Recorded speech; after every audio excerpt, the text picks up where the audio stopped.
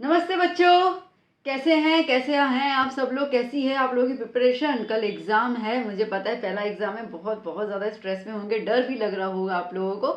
डर लगना स्वाभाविक है, लगना भी चाहिए, क्योंकि डर लगेगा तो हम लोग थोड़ा सा प्रिपरेशन पे और ज़्यादा फोकस करेंगे। नहीं लगेगा अच्छा ठीक है इतना ला देंगे, तो फिर हम इतना ज़्यादा प्रिपरेशन पे ध्यान नहीं देंगे, उतना हम लोग चीज़ों को लाइटली लेंगे। तो थोड़ा नर्वसनेस तो होना चाहिए।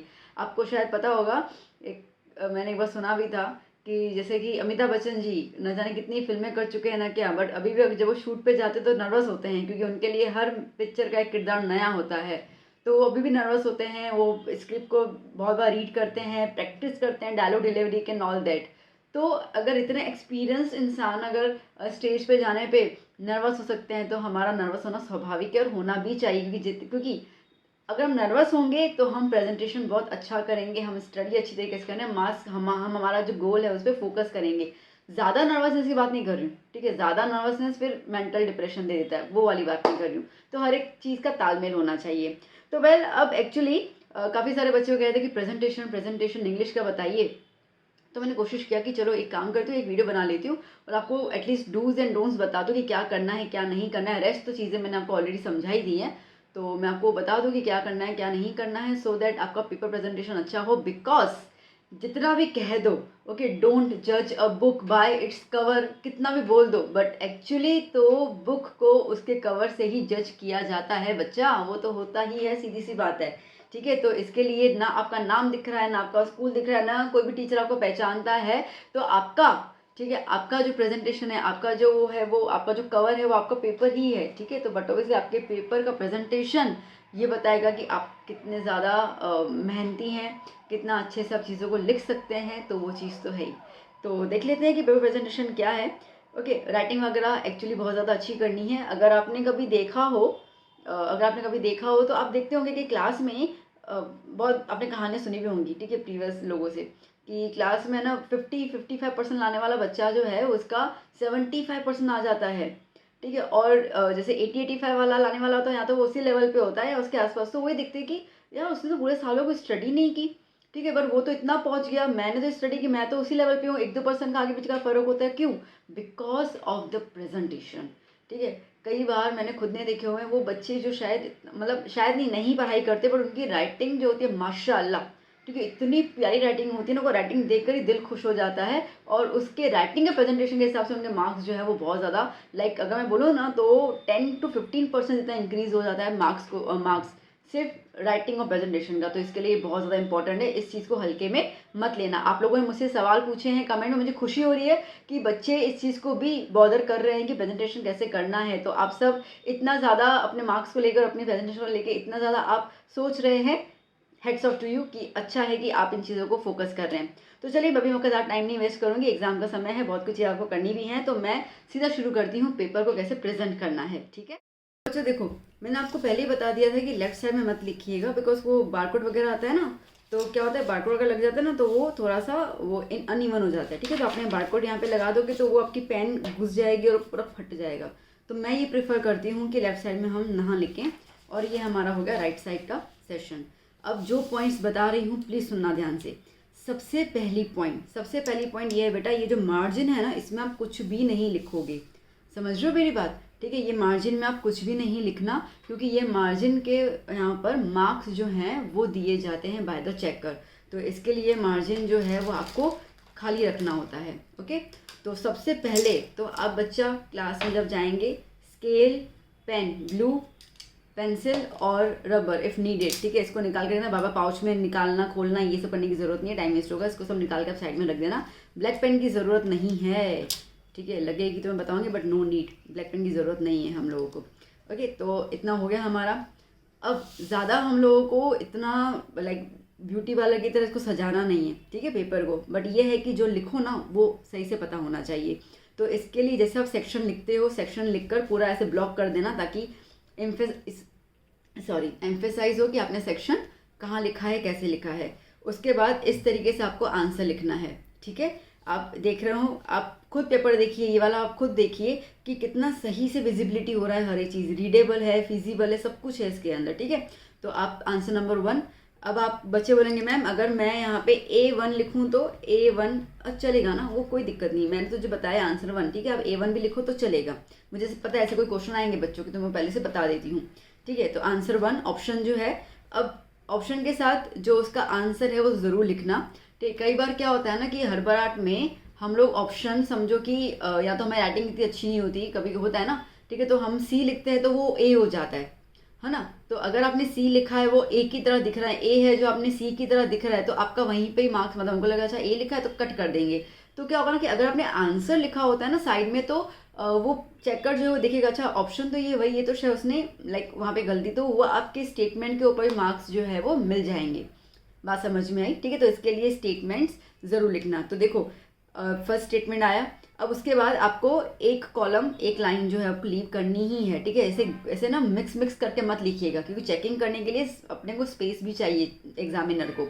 देखो एक सिंपल फंडा है, ठीक है, बहुत सिंपल फंडा है, जितना ज़्यादा आप सहूलियत एग्जामिनर को दोगे ना उतने ज़्यादा आपको मार्क्स मिलेंगे, ये सिंपल फंडा बता रही हूँ मैं, ठीक है। उनको क्योंकि उनको बहुत सारे पेपर्स चेक करने होते हैं और बहुत दिन तक चेक करने होते हैं, तो उनका दिमाग जो है ना पक जाता है चेक करते करते। तो इसके लिए जितना ज़्यादा जितना फटाफट चेक करेंगे उतने मतलब उनको तकलीफ नहीं होगी, तो वो मार्क्स ईजिली दे देंगे, सिंपल सी बात है, ठीक है। तो इसके लिए ज़्यादा यूँ घुचम में आंसर्स मत लिखना, लीव द स्पेस, ठीक है। स्पेस अपन ने लीव की है, फिर आपने सेकंड लिखा, अब आपके पास 2 है, ठीक है, फिर तीसरा चौथा, इस तरीके से आप जो है वो आंसर को लिखते जाएंगे।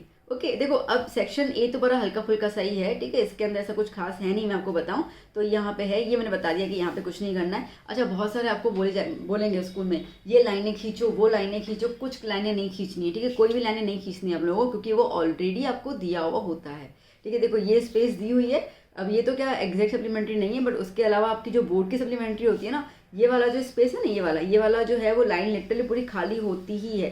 तो जहाँ तक आपके पास ये लाइन से वहाँ तक आप लिखोगे, उसके आगे जाने नहीं दोगे, तो सीधी सी बात है। तो स्पेशली लाइन खींच के टाइम वेस्ट करने की ज़रूरत नहीं है, क्योंकि हम लोगों को 10 मिनट्स जो मिलते हैं वो पेपर रीडिंग के लिए मिलते हैं, ठीक है। तो उस टाइम सप्लीमेंट्री नहीं मिलती है, सप्लीमेंट्री जब मिलती ही नहीं है, तो जब मिलेगी तो हमारा टाइम स्टार्ट्स नाउ वो हो जाएगा, ठीक है, वो हो जाएगा, तो हम टाइम क्यों बर्बाद करें इसके अंदर, उस पर कोई मार्क्स तो मिलने वाले हैं नहीं। तो आपका प्रेजेंटेशन में आपकी राइटिंग अच्छी होनी चाहिए, रीडेबल होनी चाहिए, स्पेस होना चाहिए, सो दैट क्या होगा कि देखो जैसे मैं चेक करूँ तो मैं चेक किया, अच्छा ये सही है, जैसे ये वाला है, ठीक है, तो मार्क दे दी, लिटरली ऐसे मार्क दी जाती है, लिटरली ऐसा ही चेक किया जाता है, ये सही है मार्क दे दिया। अब आप सोचो आप इसको इतना कट ऐसे जोड़ जोड़ के लिखोगे तो चेकर को टिक करने के लिए, मार्क देने के लिए उनको स्पेस ही नहीं बचेगी, ठीक है। ये दे दिया, ठीक है, डन, 1 मार्क, तो यहाँ पे मार्किंग आती है। अब आई थिंक मैं समझ लाइक आई एम क्लियर ना कि मैं क्या बोलना चाह रही हूँ। ओके चलो तो टर्न करते हैं अभी पेज ना। अब हम जब पेज टर्न कर रहे हैं बेटा, देखो अब जैसे कि मैं बात कर रही हूँ यहाँ पे सेक्शन ए की कंटिन्यूटी की बात कर रही हूँ। सेक्शन ए में, ठीक है, पहला पैसेज आया मेरा जिसमें 2 MCQ से मैंने लिख डाले, फिर मेरा दूसरा पैसेज आया जिसके अंदर क्वेश्चन आंसर्स हैं, ठीक है, तो वो मैंने लिख डाले यहाँ पर। फिर हम आते हैं पीछे की तरफ, अब पीछे की तरफ अब ना देखो ये वाला मेरा, अब आपके यहाँ पे fill in the blank start हो जाता है, ठीक है। तो क्या करना, fill in the blanks literally mention करना, और इस तरीके से अगर ये करना है तो ठीक है, वरना सिंपल 2 लाइन भी खींच लो चलेगा, ठीक है, बट ये दिखना चाहिए कि भाई सर जी हम ना फिल इन द ब्लैंक शुरू कर रहे हैं यहाँ पे, ठीक है। तो ऐसे आप मेंशन करोगे फिल इन द ब्लैंक्स, फिर आंसर 6 7 8 9 10 ये जो भी है, ठीक है, सही है, 1 सही है, 1 सही है, 1 सही है, 1 सही है, 1। देखो कितना फटाफटा चेक हो गया। तो अगर आप ये सॉल्व चेकर को दोगे तो सोचो आपके मार्क्स कितने अच्छे आएंगे, है ना। और आप सब कुछ ईजिली ये लिख रहे हो। बहुत सारे बच्चे बोलते हैं मैम मेरी कर्सिव राइटिंग है, क्या मेरे को मार्क्स मिलेंगे, मैम मेरी सिंपल राइटिंग है, क्या मेरे को मार्क्स मिलेंगे। कर्सिव सिंपल इनका कोई फंडा ही नहीं आता है, पता नहीं कौन आपको बेवकूफ़ बना देता है ये सब चीज़ें बोल के, पता नहीं कहाँ से सब चीज़ें सुन के आते हो, ऐसा कुछ फंडा होता ही नहीं है। बात समझ में आ रही, ठीक है। तो इसके लिए ना बेटा बस पढ़ने आना चाहिए, आपकी राइटिंग इतनी होनी चाहिए कि भाई वो रीडेबल हो, बाकी कोई फर्क नहीं पड़ता उससे। प्रेजेंटेशन बहुत अच्छा होता है, राइटिंग बहुत अच्छी होती है, रीडेबल अच्छी का मतलब रीडेबल होनी चाहिए, साफ सुथरे अक्षर लिखने, ज़्यादा कटम कटी नहीं होनी चाहिए, ठीक है। ये क्लियर हो गया। चलो फिर आते हैं क्वेश्चन आंसर, सेक्शन ए में ही है ना क्वेश्चन आंसर्स प्रोज के, ठीक है। तो क्वेश्चन आंसर्स तो देखो किस तरीके से कर लिया, क्वेश्चन आंसर लिखकर हमने ऐसे पूरा बॉक्स बना दिया। ओके देखो कहीं पे भी है ना ब्लैक पेन का यूज़ मत करना। Okay the reason is that कि देखो ब्लैक पेन जो है वो जो मॉडरेटर होते हैं, जो पूरा का पूरा पेपर कंप्लीटली चेक करते हैं ना, उनके लिए ब्लैक पेन होती है। तो अगर आप भी ब्लैक पेन का यूज़ करोगे तो उनका और फिर वो मर्ज हो जाता है, चेकिंग करने में प्रॉब्लम आ जाती है उनको, ठीक है, क्योंकि आपका पेपर लास्ट में एक मॉडरेटर चेक करते भी है।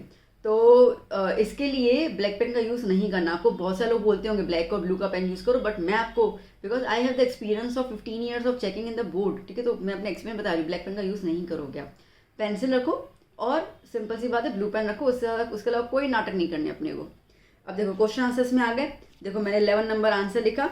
अब जैसे मैंने आपको पहले ही बताया हुआ है कि अगर आपके पास राइटर और चैप्टर का नाम मुँह ज़बानी है तो होना चाहिए एक्चुअली, तो उसमें क्या होता है ना कि आपको, जैसे कि आपने लिखा तो आपको ये, जब आप इसको अंडरलाइन करोगे कि ये वाला चैप्टर, ये वाला क्वेश्चन इस चैप्टर में से लिया गया है, उतना ही अंडरलाइन कर लेना। और किसने लिखा है, नेल्सन मंडेला ने लिखा है, ये चेक करेंगे। अच्छा ठीक है, सही है। फिर अब जो क्वेश्चन है, समझो एक क्वेश्चन है कि ऑपरेसर और ऑपरेस्ट कैसे फ्री हो जाते हैं, ऐसा कोई क्वेश्चन है, तो आपने वो पूरा का पूरा, अब आप देख रहे हो मैंने लिटरली वो लाइन मेंटेन की है, ठीक है, ऐसे नहीं कि आधा यहाँ पे है फिर यहाँ पे है फिर यहाँ पे है, जिग नहीं किया, पूरा का पूरा लाइन मेंटेन कर रही हूँ मैं। बात समझ में आई? तो ऐसे लाइन मेंटेन करते जाना, ठीक है, तो अच्छा दिखता है आंसर। तो इस तरीके से आपने किया। अब देखो मैंने इसमें कहीं पे कटिंग नहीं की है, इन केस, अब देखो ये लाइक मैंने लिखा तो कटिंग नहीं किया, आपसे कटिंग होगी, सीधी सी बात है। तो क्या करोगे, पेंसिल लोगे और सिंपल, जैसे ये वाला वर्ड मेरा मिस्टेक है, तो मैंने सिंपली इसको इस तरीके से काट लिया, दैट्स इट, ठीक है।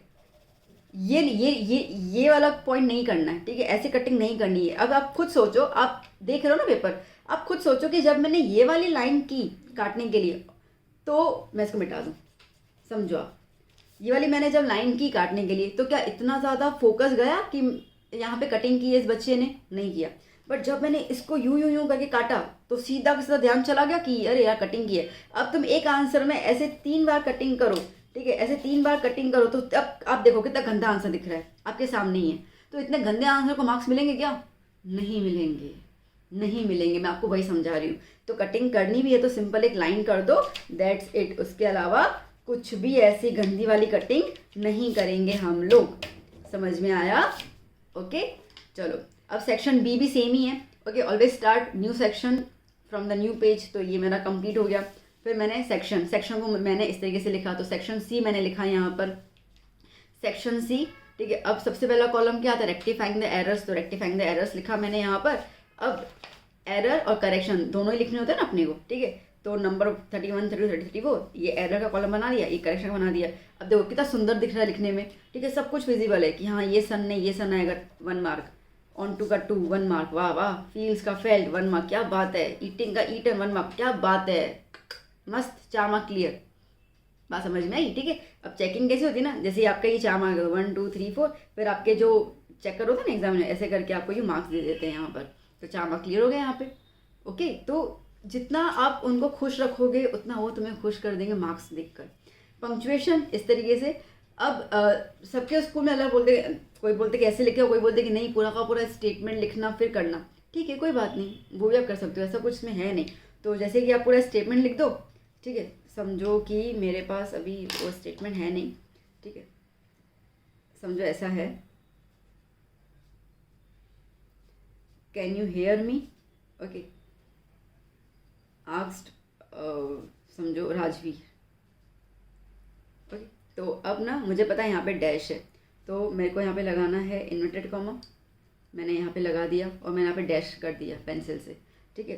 फिर can you hear me, okay, question mark है, और फिर यहाँ पे इन्वर्टेड कॉमा, तो मैंने यहाँ पे भी डैश कर दिया और यहाँ पे inverted comma, asked Rajveer dash full stop करके डैश, ठीक है। तो इस तरीके से आप इसको 35 नंबर 36, बट ये बहुत ज़्यादा ऐसे देखने में, देखो मैं बताऊँ, जो हमारे चेकर होते हैं ना वो आंसर्स को दिमाग में बिठा, 2 पेपर चेक करेंगे उनका आंसर दिमाग में आ जाएगा, तो हमको याद आएगा, अच्छा 35 में इन्वर्टेड कॉमा है, 36 में क्वेश्चन मार्क है, 37 में इन्वर्टेड कॉमा क्लोज है, 38 में इन्वर्टेड कॉमा है, मतलब इस तरीके से वो पूरा का पूरा याद कर लेंगे, है ना, बात समझ रहे हो। तो आपको ये वाला लिखने का मेरे को कोई सेंस बनता नहीं है कि ऐसा लिखने का, सीधा आप ये लिख दो तो फटाफट से जो होगा वो चेक कर टिक टिक टिक टिक करके आपको मार्क्स दे देगा, ठीक है, डन। तो इस तरीके से देखो, अब जो पॉइंट था कि भाई ये रेक्टिफाइंग एरर है, ये पंक्चुएशन है, ठीक है। तो सेक्शन सी में उसके बाद जैसे कि डायरेक्ट और इनडायरेक्ट स्पीच आता है, उसके बाद पूरा ग्रामर का सेक्शन, तो ऐसे करके आप इस तरीके से उनको हेडिंग डाल के लिखोगे तो बहुत सुंदर तरीके से रिप्रेजेंटेशन होगा। क्लियर हुआ बेटा, सब समझ में आया अच्छे से, ठीक है, क्लियर हुआ कि किस तरीके से आपको प्रेजेंट करना है। तो ये हमारा मेन प्रेजेंटेशन है। अच्छा, अब कोई पूछेंगे मैम सेक्शन कैसे करना है, देखो आपको जो अच्छा लगता है सेक्शन आप पहले उठा सकते हैं, कोई दिक्कत नहीं है, ठीक है। आपका सेक्शन पहले जो भी आपको उठाना है आप सेक्शन उठा लो, कोई प्रॉब्लम नहीं है, बट ये है कि वो सेक्शन पूरा का पूरा ख़त्म हो जाना चाहिए, है ना, वो पूरा का पूरा सेक्शन ख़त्म हो जाना चाहिए, वो आपको बिल्कुल ध्यान देना है। कोई भी इसके अंदर ऐसा नहीं होना चाहिए कि अभी हमने ये किया, ठीक है, फिर सेक्शन सी में हमने ये किया, फिर सेक्शन डी, अरे यार बस अभी इतना ही आ रहा है, उसके बाद कुछ आ नहीं रहा, चलो अब यहाँ से मैं सेक्शन डी शुरू कर लेता हूँ। सेक्शन डी हमने स्टार्ट कर लिया, फिर सेक्शन सी जो है वो 4 पन्ने छोड़ने के बाद किया, तो 4 पन्ने देखने के बाद कोई चेक नहीं करने वाला, है ना। तो इसके लिए सेक्शन सी उठा रहे हो, कंप्लीट कर दो। अगर समझो कि मैंने यहाँ पे सेक्शन सी रेक्टिफाइंग एरर किया, पंक्चुएशन किया, ठीक है, ये सब मैंने किया, अब उसके बाद अगर मेरे को समझो डायरेक्ट एंड डायरेक्ट स्पीच नहीं आ रहा है, तो मैं क्या करूँगी, मैं गैप छोड़ दूँगी, ठीक है, वो डायरेक्ट एंड डायरेक्ट का मैं स्पेस जो है वो लीव कर दूँगी लिटरली, उसके बाद नेक्स्ट क्वेश्चन करूँगी। वो स्पेस रहने तो कोई मार्क्स नहीं, अगर स्पेस समझो आगे आपको टाइम ना भी मिला लिखने का या नहीं आया समझ में, तो वो स्पेस के कोई मार्क्स नहीं काटने वाला आपसे, है ना। बट पीछे लिखोगे और वो सही भी होगा तो उसके मार्क्स मिलेंगे नहीं, बिकॉज आपने वो सेक्शन में इंक्लूड नहीं किया। तो इसके लिए वो स्पेस छोड़ दो, कोई दिक्कत नहीं है, जो क्वेश्चन आता है आप उसको अटेम्प्ट कर लो, ठीक है। इतनी बात समझ में आई। जो क्वेश्चन आपको पहले पहले आते हैं उनको अच्छे से अटेम्प्ट कर लेना, ठीक है, तो आपको एक कॉन्फिडेंस बिल्डअप हो जाएगा कि किस तरीके से आप प्रेजेंटेशन आपने पेपर लिखा है, तो एक कॉन्फिडेंस आएगा कि ठीक है चलो इतना अच्छा है, डन, क्लियर हुआ। सो आई होप ये प्रेजेंटेशन आपको काफ़ी ज़्यादा यूज़फुल रही होगी। अच्छा एक और बात, यहाँ पर कभी भी सेक्शन नहीं लिखना है, यहाँ पे सेक्शन कौन लिखता है, जो एग्जामिनर होता है वो लिखता है, ठीक है। जैसे कि मैं आपको बताऊँ, ये आपने सेक्शन सी स्टार्ट किया, ठीक है, सेक्शन सी, ठीक है, तो आप यहाँ पे कर रहे हो 31 32, ये 1 1 1 मार्क्स, तो मैं डालूंगी 1 1 1 1 ऐसे डाल दिया मैंने। फिर दूसरे कितने हैं 1 1 1 1, ऐसे करके मैं यहाँ पे 1 1 1 1 ऐसे डालूंगी। तो ये सारे मार्क्स जो हैं वो एग्जामिनर डाल रहा है, सेक्शन एग्जामिनर लिखेगा, तो आपको सेक्शन यहाँ लिखना है, आपको यहाँ पे नहीं लिखना है, वो एग्जामिनर डाल के फिर 0 डाला, समझो गलत भी तो होगा, ठीक है, 1 1 1 0 0 ऐसे करके जो भी होगा फिर वो टोटल करके यहाँ पे कितने हो गए 1 2 3 4 5 6 7 8 9 10 11 मार्क्स आपको यहाँ पे दे देंगे। आई बस समझ में। तो इसके लिए सब स्पेसेस जो है वो एग्जामिनर के लिए बिल्कुल खाली रखनी है अपने को, और इस तरीके से आपको लिखना है। नया सेशन नए पेज से हर एक के बीच में इस तरीके से लाइन गैप छोड़ोगे ताकि रीडेबल हो, दिखाई दे, ठीक है। अगर गुचरम गुचम के लिखोगे तो नुकसान आपका है, अगर एग्जामिनर के नज़र से कोई क्वेश्चन छूट गया तो मार्क्स आपके कटेंगे, उनके नहीं कटने वाले। तो इसके लिए इस तरीके से उनको सहूलत दीजिए। Done, am I clear now. मैं उम्मीद करती हूँ कि आपको पेपर प्रेजेंटेशन अच्छा लगा होगा। ज़्यादा कुछ करने का कोई सेंस बन नहीं रहा था, तो मैंने आपको मेन जो है वो बातें सारी की सारी मैंने आपको बता दी, ठीक है। अब हम मिलते हैं नेक्स्ट वीडियो में, जहाँ पे मैं कुछ और टिप्स एंड ट्रिक्स आपके साथ शेयर करूँगी, प्लस बहुत सारे वीडियोस और मुझे आपको देने हैं इंग्लिश के लिए। तो be prepared for my videos, और आप अपनी प्रिपरेशन करते रहिए, मेरे वीडियोस आते जाएंगे। Bye bye, take care.